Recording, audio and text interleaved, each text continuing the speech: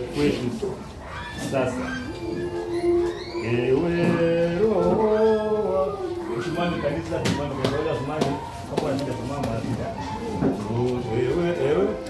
Ewe Roho wa mbinguni, uje kwetu sasa. Uone kazi yako ndani ya kanisa. Iwe mwanga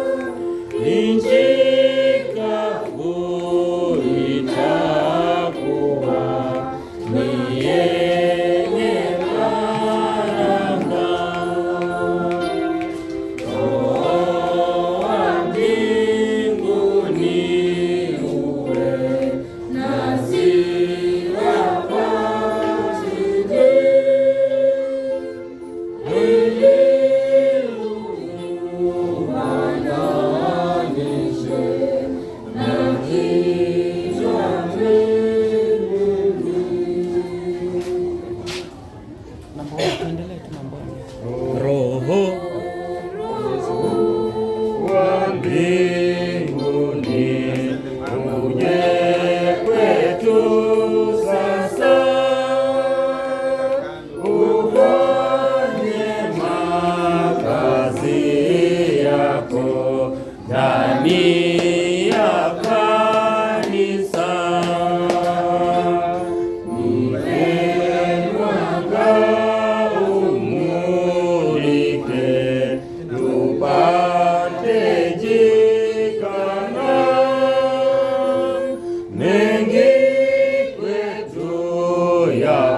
Kumbuka tujalize Bwana.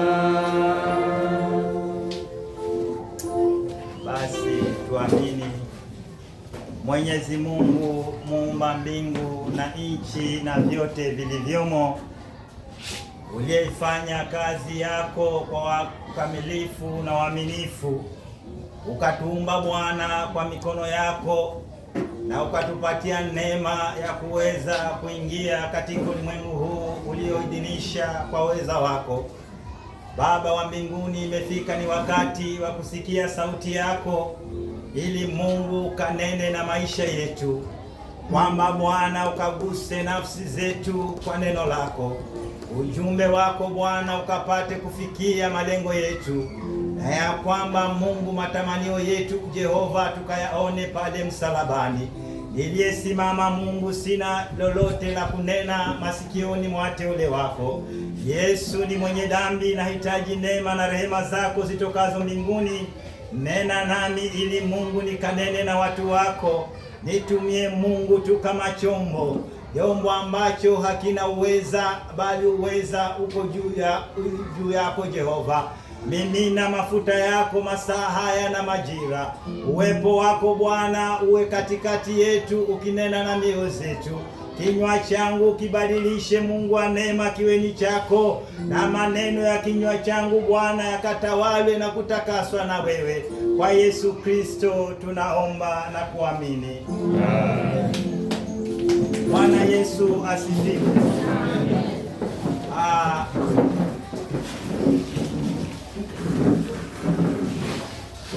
Nashukuru Mwenyezi Mungu kusimama mbele yenu siku ya leo kwa sababu ya neema na rehema zake nyingi maishani mwangu. Bwana huyu niliyekutana naye mwaka wa 2009 na Bwana huyu hajaweza kuniacha hadi wa leo. Amekuwa mwaminifu, ameendelea kuwa mwalimu wangu na kuhani wangu katika maisha haya, akiendelea kunibeba katika madhaifu na kuniendelea kunionyesha manyonge yangu. Nikiwa hapa ni mwenye dhambi, ninaendelea kukaza mwendo katika safari hii ya mbinguni.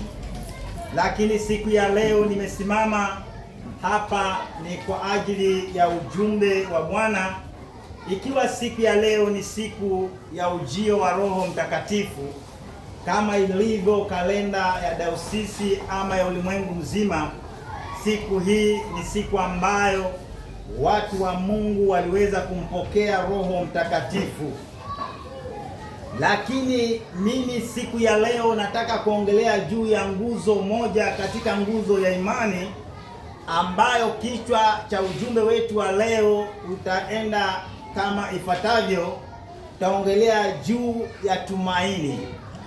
Ziko nguzo tatu za imani katika maisha ya Ukristo, na nguzo ya kwanza, Mkristo ni awe na imani.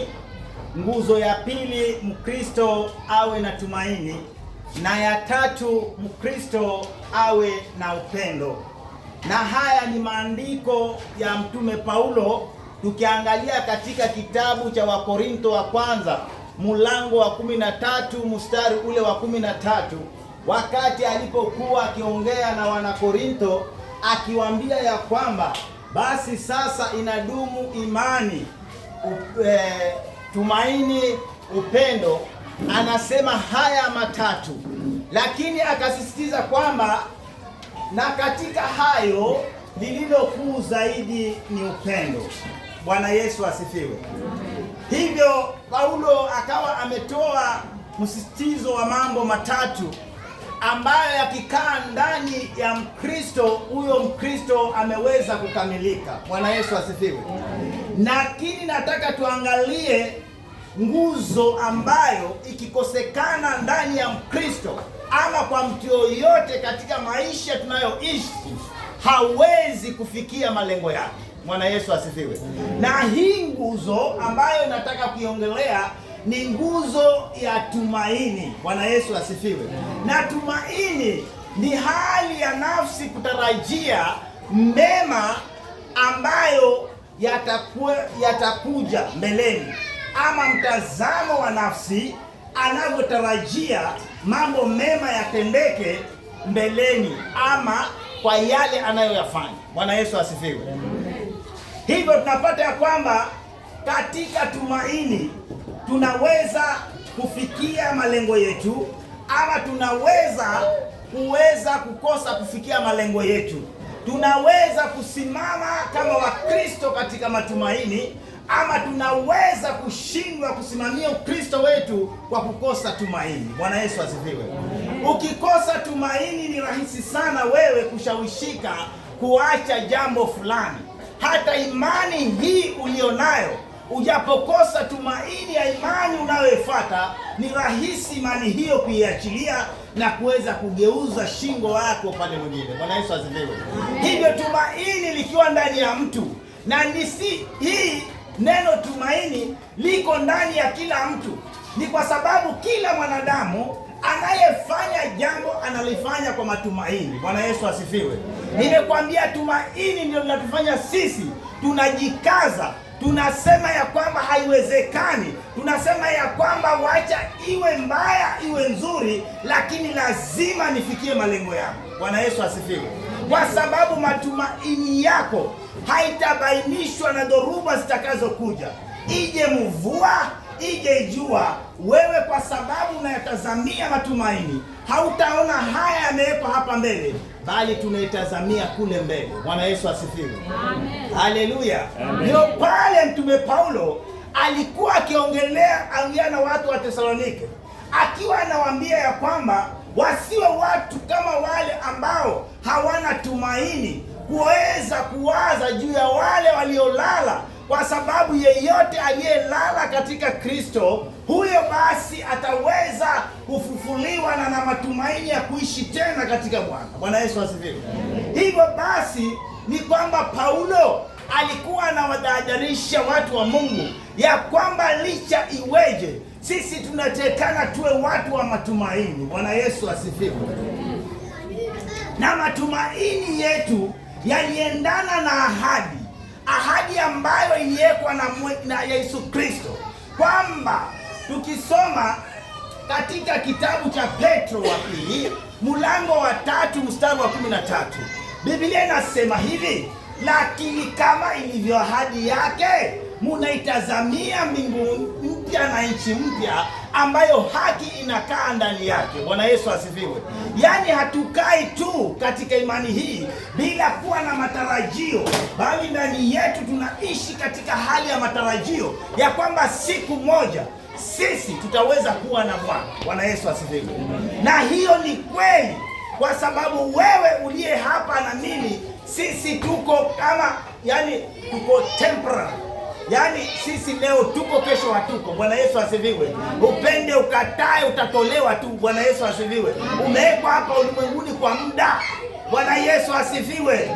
Ndio pale ukisoma mstari ule wa 18 ambao Paulo anawaambia hapo kwa Wathesalonike, hapo Wathesalonike 4 mstari ule wa 18, Paulo anasema afarijianeni kwa maneno haya. Bwana Yesu asifiwe. Tunakuja kanisani kwamba tufarijiane na tuweze kuendelea kujuzana kwamba hapa tuko tunapita, wapendwa. Bwana Yesu asifiwe.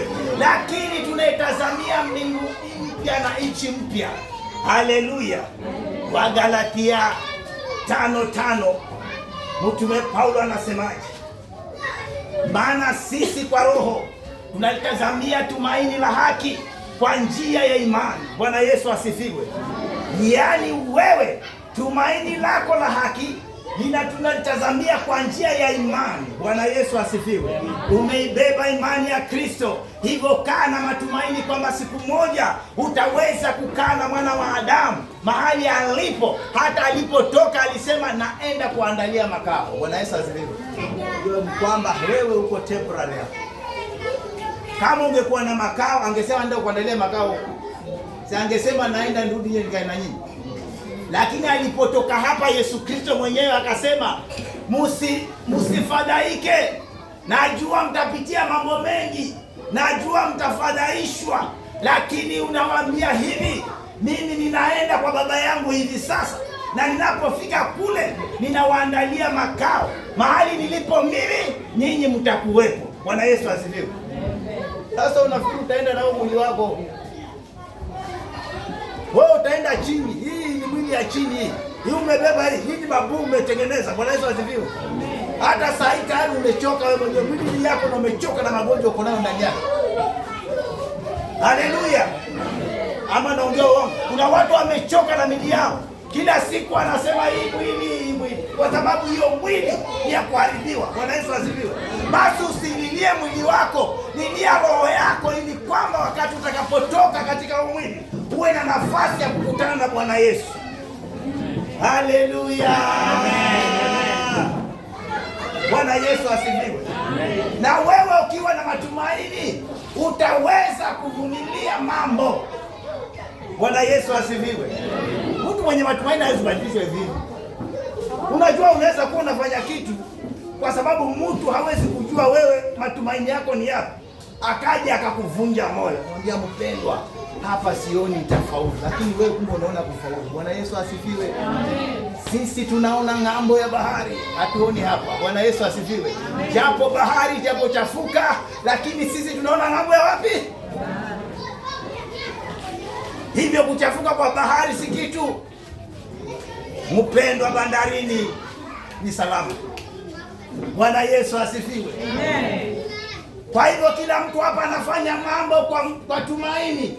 Tunaoa na kuolewa kwa matumaini. Bwana Yesu asifiwe. Uko hapa ulioa kwa matumaini.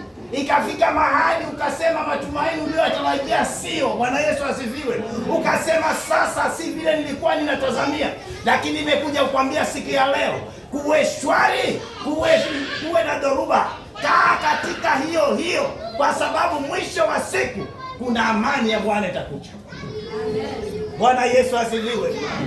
Hiyo pale tukisoma katika kitabu cha Isaya 40 mlango wa 31, neno la Mungu linasema ya kwamba bali wao wamtumainio Bwana watapata nguvu mpya, watapanda juu kwa mbawa kama tai. Kwa Biblia inasema ya kwamba watakimbia na wala hawatachoka, watatembea kwa miguu wala hawatazimia. Hivyo hakuna kuchoka, watu wa Mungu. Ijapokuwa unapitia dhoruba nyingi, ijapokuwa unaona kwamba malengo yako na matumaini yako haijafikia, lakini wewe hauwezi kukwiti. Bwana Yesu asifiwe. Haleluya. Hakuna kitu kisichokuwa na changamoto. Unazaa kwa matumaini, unafanya kazi kwa matumaini, kwamba nini ninapofanya kazi yangu nitabadilisha maisha yangu. Bwana Yesu asifiwe. Mara nyingine inaenda kinyume ya vile unavyofikiria. Ukafika mahali umefanya kazi miaka mingi, lakini matunda ya kazi yako huwezi kuihesabia mtu, wala huwezi kuyaona ulioyafanya. Ukaanza kuangalia miaka uliofanya kazi, hata watu wakakuuliza, umefanya kazi miaka yote, wapi matunda ya kazi yako? Bwana Yesu asifiwe. Haleluya. Lakini wewe mpendwa, usife, matumaini yako yasife. Ni kwa sababu katika tumaini mwisho wake utaona wema wa Bwana. Bwana Yesu asifiwe. Wajua, ukikosa tumaini mtu anaweza achilia. Changamoto hazikosi kila mahali. Bwana Yesu asifiwe. Na wewe kama utai changamoto, wewe kufa leo uende chini, imeisha.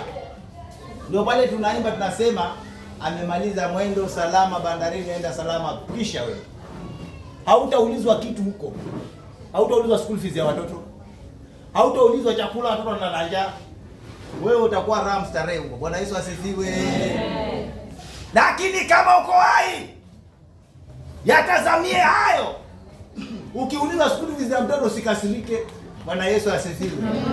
Mimi nimeshindwa saa hii, sijui mambo ni mengi, sijui nini. Hii yako ya bebe. Usiuli mzako matumaini wewe.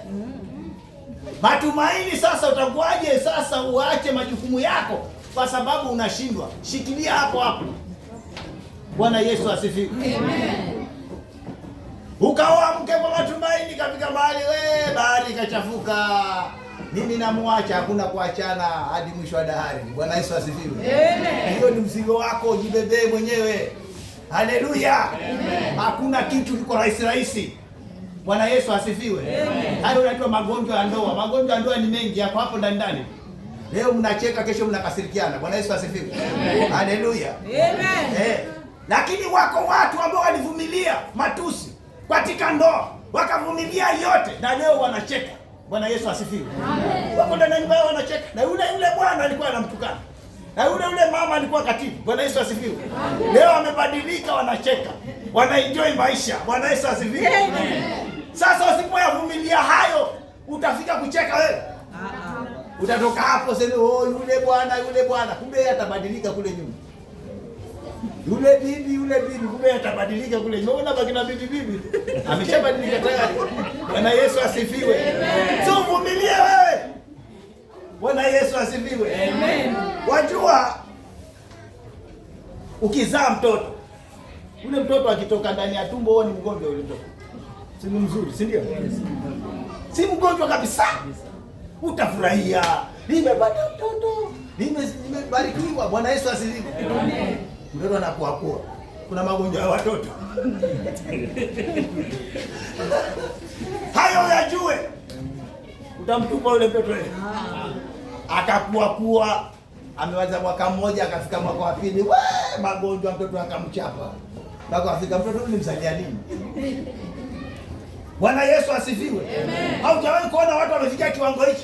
Akasema hata kama ni mahali naweza kumtupa huyu. Bwana Yesu asifiwe. Amen. Wewe mimi nimejijalia shida. Bwana Yesu asifiwe. Haujajijalia shida. Ndivyo ilivyo. Kitu chochote kizuri Na wewe kwa sababu una matumaini, lazima mihemko ije. Bwana Yesu asifiwe. Lazima. Lakini nataka kukuambia kitu kimoja, ya kwamba acha nikwambie, wana wa Israeli walipotoka katika nchi ya Misri, mbele ni bahari ya Shamu. Unajua wale wanajeshi wa Farao pengine walikuwa wanasema wale they will never make it. Sababu si wako kwa bahari. Yes. Ni wapi watarudi? Si nienda warudie wao wamalize. Bwana Yesu asifiwe. Lakini nataka kukwambia kwamba wewe ukiwa na hii tumaini, Bwana Yesu asifiwe. Nakwambia mtu anasema atakuja jaribu vile umefanya wewe, yeye haviwi hivi na kwa. Bwana Yesu asifiwe. Wana wa Mungu wakavuka. Baada ya Mungu kuwapatia idhini. Bwana Yesu asifiwe. Na majeshi ya Farao nao wakasema hata sisi tunawafuata pale pale. Waliangamia au kuangamia? Waliangamia. Haleluya. Amen. Hivyo wewe usiangalie mambo kwa mtazamo wako vile unavyoyaona. Bwana Yesu asifiwe. Amen. Haleluya. Amen. Ndio maana tunaambiwa kwamba wajua matumaini yetu sisi wa Kristo ni wakati tumemaliza hizi mbio. Acha na hizi. Wewe unasema mbio utajenga hapo, utafanya nini? Yote upeleke mahali ya muda hiyo. Unajenga toka siku 3 ukaenda wewe. Bwana Yesu asifiwe. Kitanda lako la 6x6, mashiti nzuri nzuri umejipangia. Hata unaoga na sipi na shawa. Wewe unaenda huko unaoza, jitengenezee maisha yako na Yesu wewe. Bwana Yesu asifiwe. Amen. Hiyo ikupeleke mahali. Haleluya. Amen. Uikatai ardhi itakutaka wewe. Bwana Yesu asifiwe. Maana utolewa kwa ardhi. Hilo ulijua. Hata ukiangalia wale uliokuwa unawaona wewe. Wewe unaenda. Mimi ninaenda. Bwana Yesu asifiwe. Kesho sitakuwa mimi. Bwana Yesu asifiwe. Hivi basi tunakula maisha yetu taarifa. Tuseme tena maisha mengine, huna maisha mengine wewe. Kumkie Yesu sasa. Unajidanganya wewe. Kama hujaamua unasema nitaamua makojo, amua leo. Haleluya. Amen. Halo. Hatunafikiri kwa maisha mengine. Unajidanganya, ni hako kanafsi kaliko kwa ndani yako anakudanganya hapo. Bwana Yesu asifiwe. Amen. Lakini ukisoma kitabu cha Wafilipi mlango wa 3 mstari wa 20, Mtume Paulo anawaambia nini? Bali sisi wenyeji wetu huko juu mbinguni, na kutoka huko tunamtazamia Yesu Mwokozi Bwana Yesu. Haleluya. Wenyeji wetu huko juu mbinguni. Si wenyeji nyinyi hapa. Bwana Yesu asifiwe. Mjiite wenyeji wa dunia, asi wenyeji. Tunakuwa wenyeji wetu kwa wapi? Haleluya. Amen. Ndio pale Kristo alipokuwa anawaacha wanafunzi wake. Ukisoma katika kitabu cha Luka mtakatifu mstari wa 20 mlango wa 24-49, Yesu Kristo anasema, "Na tazama, na waleteni ahadi ya Baba yangu, lakini mkae humu mjini mpaka mpate uwezo kutoka juu." Yaani tukae katika mapenzi ya Mungu. Bwana Yesu asifiwe. Roho wa Mungu anahitaji kukaa ndani yetu, lakini Biblia inasema wale waliopokea Roho wa Mungu wakati walipoomba pale mahali palitetemeka. Bwana Yesu asifiwe. Amen. Shaye kuomba kwa tetemeka. Una roho unaye roho. Tusidanganyane bwana. Maana ukiwa na Roho wa Mungu kweli, hata kusengenye itakushinda. Yaani utaona kama unapigwa na taa pale ulipo, unataka kuongea kitu, unasikia roho anakuambia, yaani unapigwa break. Roho ni macho. Bwana Yesu asifiwe. Roho ni masikio. Haleluya. Amen. Ukiwa na huyo atakupatia macho, atakupatia masikio. Ndio pale unasikia mtu anasema amesikia Mungu anamwambia, anamnenea ndani yake. Mtu akasema ameona vitu wewe hujawahi kuviona. Bwana Yesu asifiwe. Amen. Sababu amepoa macho ya hai. Bwana Yesu asifiwe. Haleluya. Na huwezi.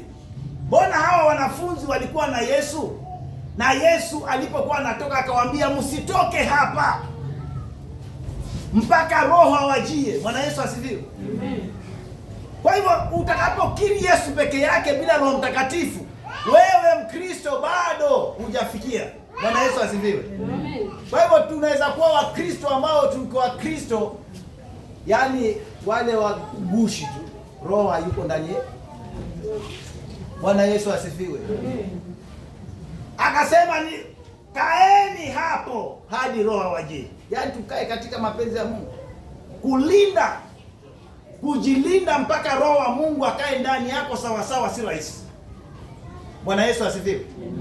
Utakuwa na mapungufu mengi wewe, roho akae mara unanungunika, mara unafanya hiyo, mara kinywa chako kimejaa kila aina ya maneno ambayo hayako katika utukufu wa Bwana. Bwana Yesu asifiwe. Roho atakaa ndani yako wewe. Haleluya. Amen. Maana hapo ndo tunadanganyana. Tunafikiri kwamba Roho Mtakatifu anaweza kaa ndani ya mtu yoyote. Hapana. Hapana. Walikuwa wamebatizwa wale. Kumbuka watoto wa Kristo. Wao nasema kibatizwa atashapokea roho. Uongo. Jilinde. Maana unaweza batizwa hapa na ukarudi kwa chafu. Si ndivyo? Kwani kubatizwa nini? Nilikuja hapa tunataka cheti sababu unataka kufanywe nini? Unasema itasaidia. Hivi vyeti ni vya hapa duniani. Bwana Yesu asifiwe. Lakini kuna ule ubatizo wa Roho Mtakatifu ambao Mungu ataweka ndani yako. Hauna cheti cha duniani, lakini utatembea ukiwa na hofu ya Mungu ndani yako, kwa sababu ya mwalimu uliye naye ndani yako, anaendelea kufundisha na kuangazia kwamba haya unayoyafanya hayafanye, haya usifanye, haya fanye. Huyo ni Roho anakuongoza wewe. Bwana Yesu asifiwe. Lakini ukiona mpaka mtu uje akushike mtoko wewe, ndugu, mbona wewe huna roho wewe? Bwana Yesu asifiwe. Unaendelea kula uchafu mpaka uje ambaye toka hapa wewe. Na wewe kwenyewe tena unahubiri Haleluya. Bwana atusaidie watu wa Mungu. Matumaini yetu katika Bwana yasife. Hapo ndio tunakosea, ya kwamba inafika mahali tunavunjika moyo. Mtu anaacha kile kitu ambacho alikuwa anakifanya. Wacha niwaambie kitu kimoja. Wakati unafanya jambo fulani, tazamia katikati yake kutakuwa na hizo kona hizo zitakuwa hapo katikati. Lakini wewe mtu wa Mungu, matumaini yako ni yapi? Unaweza kuja tolewa kwa kitu nzuri. Bwana Yesu asifiwe. Kuna watu wanatolewa kwa vitu zao vizuri kwa kufuata advice za watu. Mwache yule bibi akufaa yule. Anamwacha. Na hata kusaidia kutafuta mwingine. Mwache yule mume yule, anamwacha. Halafu anakuacha hivyo hivyo. Mwambie kama unataka nimwache, niletee mume anioe. Bwana Yesu asifiwe. Kama unataka nimwache huyu bibi yangu niye naye, niletee bibi nioe. Haleluya. Wapendwa, acha niwaambie, katika maisha roughness iko kila mahali. Hakuna mahali rahisi. Lakini mimi Mungu amenifundisha kitu kimoja. Kwa sababu nilikuwa natazama wale wengi, mtu anakushuhudia yale amepitia mpaka pale amefika. Anakwambia unaona mimi? At a certain time nilikuwa nafanya hivi. Hata nilikuwa tunapigana sisi. Tunafanya hivi. Lakini leo unaona wanakaa meza moja, wanacheka, wanakula, wanaenjoy maisha. Bwana Yesu asifiwe. Amen. Sisi pia Bwana atupatie hiyo neema hiyo ya kuvumilia. Tulinde vile tuko navyo. Ukipigwa teke mama, mwambie nipige mawili tena. Bwana Yesu asifiwe. Ndugu, kama Bwana bibi umweza kupiga kwa mwambie nipige na lingine. Tunaendana hapa mpaka Yesu arudi. Bwana Yesu asifiwe. Lakini wewe umetukana tusi moja tuna Bwana. Anaenda kwetu sirudi tena. Wewe basi utatukana, utaenda kutukanwa tena huko kwingine. Bwana Yesu asifiwe. Yesu alivumilia matusi mpaka mwisho. Bwana Yesu asifiwe. Wewe ukitukanwa tu atakana ndani ya Bwanako. Shauri yako. Pengine hiyo ndio silaha ambayo shetani ameweka ikutoe. Na wewe unatoka sema yule ana matusi, ananitukana, yule anapiga mateke. Haikupiga mateke, mwambie akianza kiingia kazi utamwambia haya anza tayari. Ndio tunaanza kugombana. Bwana Yesu asifiwe. Nipige kwanza ndo tuongee. Ataaje ukupiga. Bwana Yesu asifiwe.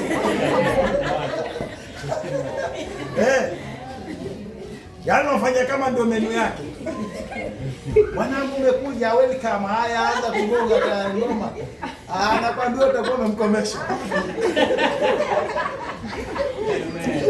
Nasema huyu bibi hata siku hizi kama sijakusana nasema nimpige. Wewe hata kama unataka ukosane naye kwa sababu unamjua nitakupiga. Unamwambia nataka wewe unamwambia mwanzo vinanifaa sana ukinigonga gonga. Nakwambia hakupigi tena. Bwana Yesu asifiwe. Tuwe wise. Haleluya. Yakomeshe mwenyewe tu, usiite watu. Mwambie nipige. Ataacha huyo. Atakuja atasema bibi yangu nimekuacha. Hata babibi wa bwana wapigwa. Sisi tunapigwa lakini hatusemi. Lakini tunavumilia humo. Bwana Yesu asifiwe. Kwani ndio mnapigwa peke yake? Bado siko kila mahali. Kama tunawakuza alafu wanafika mahali wanageuka. Wanatuchapa sisi. Bwana Yesu asifiwe. Lakini sisi siwe pesa wa kusema. Lakini wanaume tuseme. Bwana Yesu asifiwe. Amen. Kama unanyanyaswa unapigwa, sema mimi napigwa na bibi yangu. Hakuna makosa hiyo. Mbona yeye atatoka aenda katangaze huko aseme kwa mpigwa na bwana yake na wewe usitoke kaseme kwa bibi yako. Sio watu watakuja hapo wanakusaidia. Bwana Yesu asifiwe. Ukae hapo mpaka siku moja ufe sababu wewe unapigwa na nyamaza. Haleluya. Amen. Hata sisi tuwaige vile walivyo. Kipiga sisi tunatangaza. Kesho tunawataki kwa chifu. Yesu asifiwe. Sababu nyinyi mnatushitaki tuwapige. Lakini sisi tunavumilia. Chifu anasema kaa naye.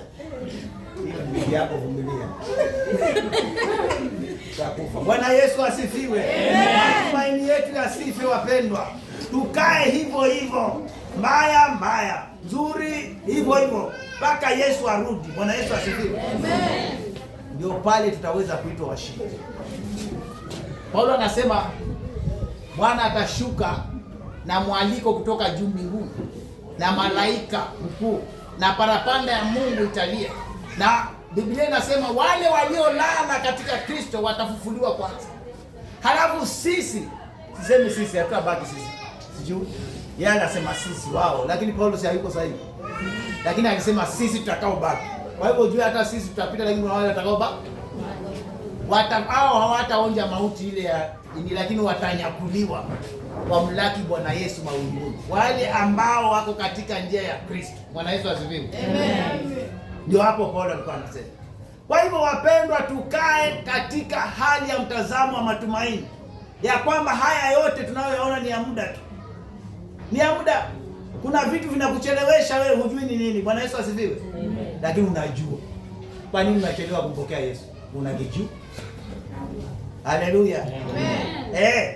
Kuna vitu vinachelewesha watu. Ni nini? Ni nini kinakuvuta nyuma mpendwa? Ni nini imekufanya kwamba hujaamua full kumtumikia Kristo?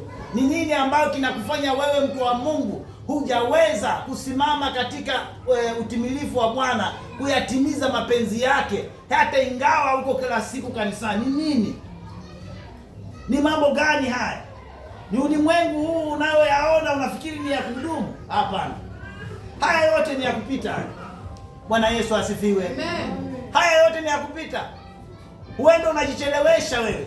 Huenda unajiangalia na unasema ya kwamba mimi hivi nilivyo. Kuna watu hawawezi kabisa, anasema mimi hivi nilivyo, ati nimpokee Kristo, ati niache uzuri wa dunia, ati niache kufanya kitu fulani.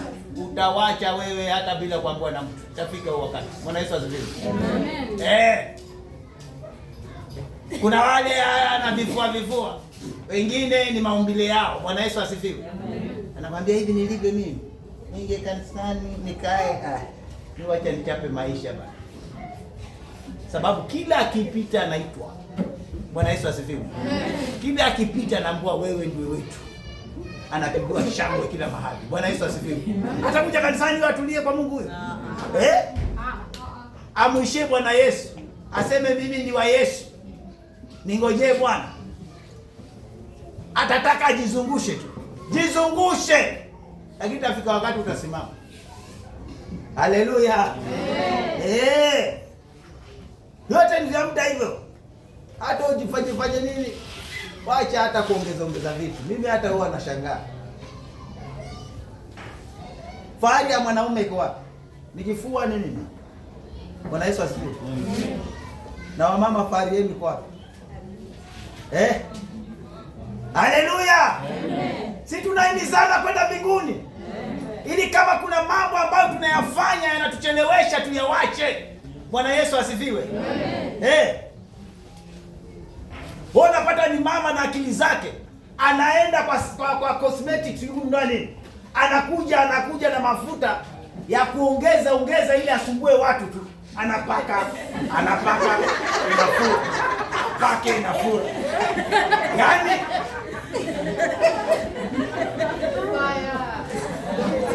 akili yake iko huko nyuma tu, anapaka.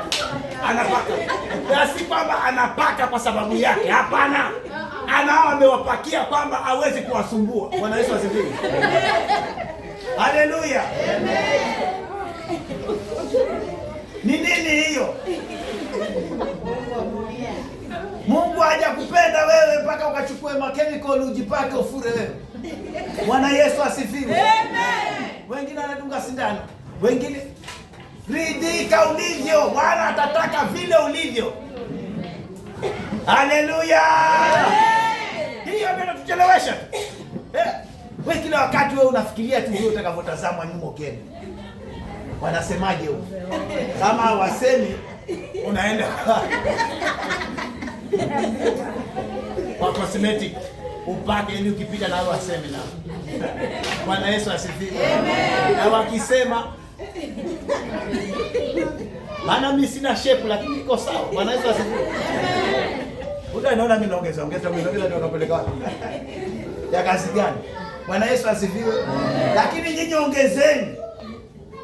Hizo vitu hizo mtakuja kujuta. Bwana Yesu asifiwe. Nitaanza kutoka mabuki wa hai. Hapo ndio utashangaa. Bwana Yesu asifiwe. Wapendwa, tukae katika neema ya Mungu. Bwana akawaambia wanafunzi wake, kaeni humu mjini hadi mupate uweza kutoka juu. Akasema, na waleteni ahadi ya Baba yangu. Bwana Yesu asifiwe. Lakini hiyo ni kwamba tukae katika mapenzi ya Bwana, tudumu katika utakatifu wa Mungu, turidhishe Mungu kwa matendo yetu. Bwana Yesu asifiwe. Haleluya. Ndio yule Roho ambaye tunamjua atakaa ndani yetu, atatupatia macho, atatupatia masikio yale ya kusikia na hata na maneno ya kuongea. Bwana Yesu asifiwe. Lakini tusipofanya hayo, wapendwa, tutakuwa tunafanya kazi bure. Haleluya. Tutakuja kanisani, tutatoka vile vile. Bwana Yesu asifiwe. Unapikwa lakini hupikiki. Bwana Yesu asifiwe. Watoka mbichi tu. Kile ukipikwa hivi wewe. Haleluya. Unaelea juu. Zama ndani ya Yesu. Tuombe. Tunakushukuru Mwenyezi Mungu kwa wema wako. Baba, Roho wako Mtakatifu endelee kutufundisha na endelee kutupatia neema ya kipekee ya kutambua sauti yako, na zaidi ya yote, Mfalme wa amani, utusaidie. Ni kwa sababu tumetambua ya kwamba sisi si watu wa kudumu katika ulimwengu huu, ni kwamba siku zetu zinahesabiwa na maisha yetu Bwana ni ya muda katika ulimwengu huu. Lakini zaidi umetuahidi ya kwamba wakati tunapotoka katika ulimwengu huu, tukifa ndani yako Bwana, utatupatia neema tena ya kuona ufalme wako na kuishi milele. Baba, tusaidie ili Mungu matamanio yetu yakaweze kupatikana pale msalabani. Kwa Yesu Kristo tunaomba na kuamini. Amen.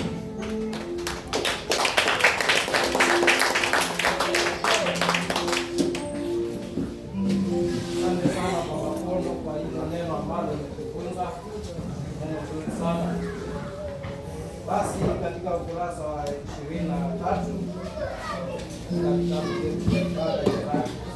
ukurasa wa 23 simama pamoja na watumishi wa falme zote, yaani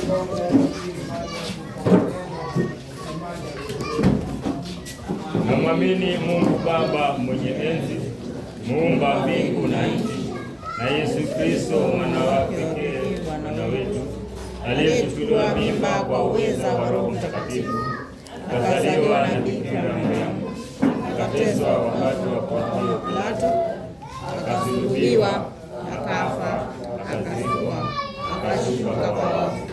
Siku ya tatu akafufuka, kwenda mbinguni, na sasa ameketi mkono wa kuume wa Mungu Baba mwenye enzi. Toka huko atakuja tena kuwahukumu walio hai na waliokufa. Naamini Roho Mtakatifu, kanisa takatifu ulimwenguni kote, ushirika wa watakatifu, msamaha wa dhambi, ufufuo wa mwili na uzima wa milele. Na Yesu akae nanyi. Akae nawe pia.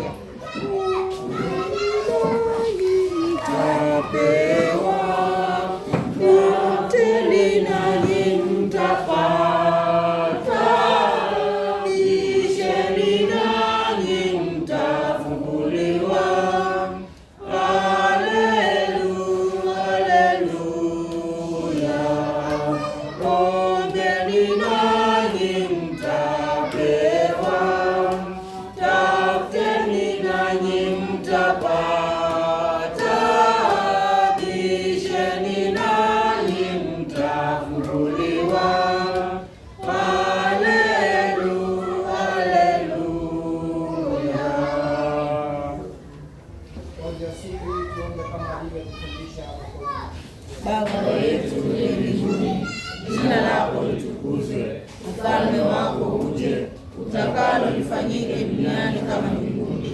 Utupe leo chakula chetu cha kila siku, utusamehe makosa yetu kama sisi tunavyowasamehe wanaotukosea, usitutie majaribuni, lakini tuokoe na yule mwovu. Wako ufalme ni wako, na nguvu na utukufu hata milele. Amen. Bwana atuonyeshe rehema zako. Bwana uongoze rais wetu. Umpe na haki yako. Wahudumu wako watumikie kwa uaminifu. Na wateule wako kwa furaha. Katika bonde la giza kuu, Gongo lako na fimbo yako yatulinda. kama miti iliyo kando kando ya maji. Utupe tunda la Roho Mtakatifu. Tujalie tuwe chumvi ya dunia. Na kama nuru ya ulimwengu. Utukufu wako ijaze dunia yote.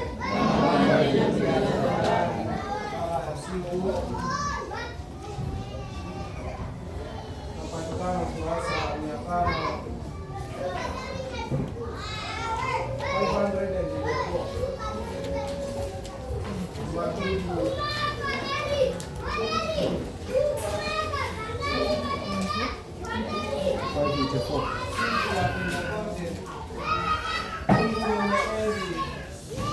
Milele na kushukuru kwa kipawa cha Roho Mtakatifu ambaye huwasha moto mioyoni mwetu. Tujalie ufahamu mpya juu ya maana ya uwezo wa Roho Mtakatifu nyakati hizi tunapojitahidi kutimiza agizo kuu la Bwana, kwa utukufu wa Yesu Kristo Bwana wetu. Amen.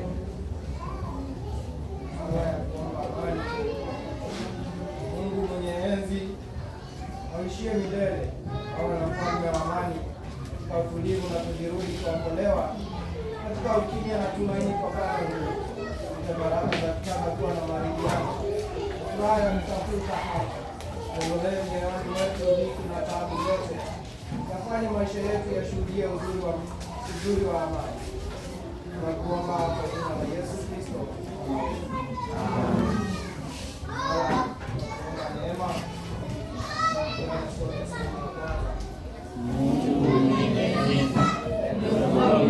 usiku kucha, ulinde mchana kutwa, ikiwe nzuri na wasaidizi wa njia zako. Tutafute ufalme wako kwanza, na tuone katika kila mmoja wetu.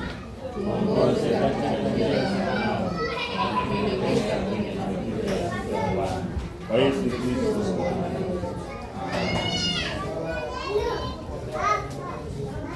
Mungu mwenye enzi atawalaye mataifa yote na kuyaamrisha kama utakavyo, kuomba umbariki na kumwongoza rais wetu, viongozi wote wa taifa letu, ili siku zote watumie mamlaka uliowakabidhi kwa ajili ya kuleta amani duniani na kwa faida, heshima na ustawi wa taifa letu. Kwa wema wa kanisa lako takatifu, Tunaomba haya kwa Kristo Bwana wetu. Sala ya kuombea waumini. Mungu mwenye enzi, ishie milele, haya kwako pekee nguvu zote za toka. Tuwape roho ya neema na uzima na askofu na watu na makasisi na shemasi na watu wote waliokabiliwa. Wamiminie baraka yako kama umande ili wakupendeze kwa kweli. Jalie aya nne Bwana kwa ajili ya heshima na maombezi na kuadhimisha Yesu. Lakini kwa muda tukiendelea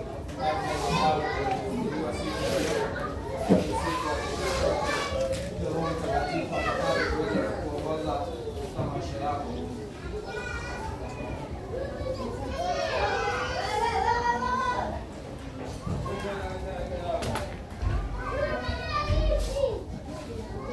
Chako akizuiliki. Chako wako ni furaha isiyo kifani. Watu wanapotafakari wainua mbele zako na kuomba uwapokee. Wape uzima wakati wa ugonjwa, uhai wakati wa mauti, nguvu wakati wa unyonge, mwanga wakati wa giza, na miujiza yako unaojitwika upungufu wao. Unawashirikisha amani yako. Shirikiane sote sala ya Kristo Mtakatifu. Mungu mwenye enzi, uliyetupa neema wakati huu, tushirikiane kukuletea maombi yetu kwa Mungu. Naahidi ya kwamba watu wawili au watatu wakusanyikapo katika jina lako, utawapa mahitaji yao. Uyatimize sasa, Ee Bwana, maombi ya watumishi wako kwa jinsi itakavyokuwa. Utujalie tuingie kweli yako katika ulimwengu na uzima wa milele katika jina lako.